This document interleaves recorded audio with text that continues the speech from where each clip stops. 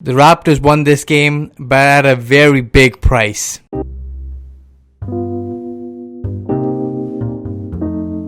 Raptors beat the Pistons 112-99. Raptors beat up on ex-head coach Dwayne Casey as the Raptors hand him another loss, as the Pistons don't really look that good and their point guard play is just very low. Not sure what's happening with Reggie Jackson, whether he's still injured.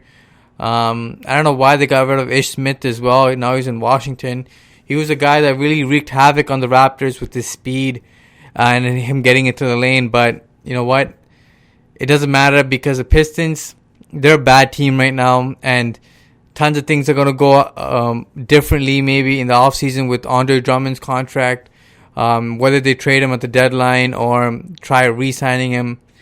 We'll see what happens. And Blake Griffin, he's getting older, and he just doesn't look the same as he was last year. All these injuries really got him beat up.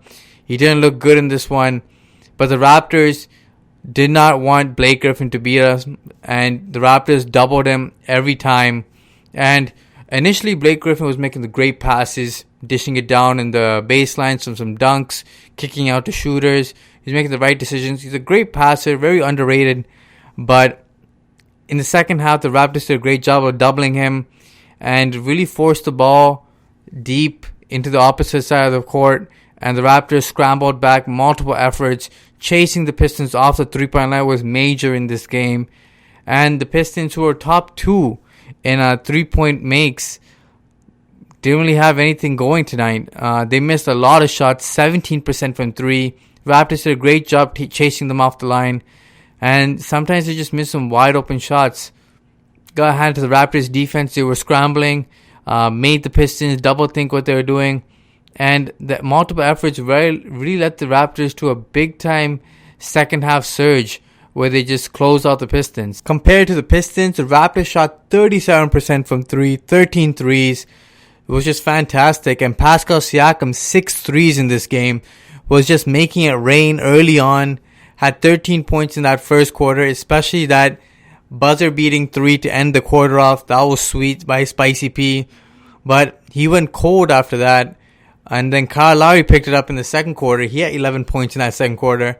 And then Serge had 13 points in the third.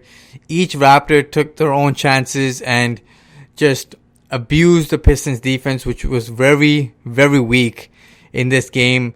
And then the Raptors just closed it out in the fourth. Player of the game in this one, Serge Ibaka, 25 points and 13 boards. And honestly, his offense was what the Raptors really missed. And defensive rebounding was huge, because Marc Gasol goes down early in this game with a hamstring injury. Non-contact. He was trying to run back on defense after Raptors turnover. And bam, he just feels like a shock, or like somebody just shoots him in the leg, and bam. He called for the trainer immediately, walked off the court. Did not look good. And then you lost Marc Gasol there in the first. And then you're like, okay, this is going to be tough. Andre Drummond, Blake Griffin, with only Serge Ibaka and Chris Boucher. That was a struggle in its own. And without VanVleet in this game, you're down a playmaker, of course. But then you lose Norman Powell in that fourth quarter. He gets hit on a Blake Griffin screen, and then he hurts his shoulder. His shoulder is what got him injured previously. Remember when he wore that tight, like Under Armour kind of shirt underneath the jersey? That was to protect his shoulder and prevent these kind of injuries. And you know what? He was playing well without that Under Armour thing, and he's really having a great season in this one. And then all of a sudden, he gets injured. He stays down on the ground. Raptors holding their breath. That was rough, especially for Norman Powell, who's really surging this season. He leaves the game, does not return. Raptors had to play more Terrence Davis, play more Patrick McCaw, and in the next few games, it's going to be tough without Marc Gasol and Norman Powell, 2 major guys in your starting lineup at the moment. And you're going to have to reach down into your depth and see if you guys get some like minutes to buy off for Lowry now, because Lowry's your major playmaker along with Pascal Siakam. But if both guys are in foul trouble or sitting down, somebody's got to step up. My takeaways from this game is Raptors suffered major injuries in this one. Lowry, huge triple-double, really stepped it up and was aggressive, attacking the lane, creating for everybody. If Lowry didn't play like this, I don't think the Raptors win this game. He was aggressive. He was feisty. He picked up a technical, and that really got his engine going. As then he knocked on a couple big threes.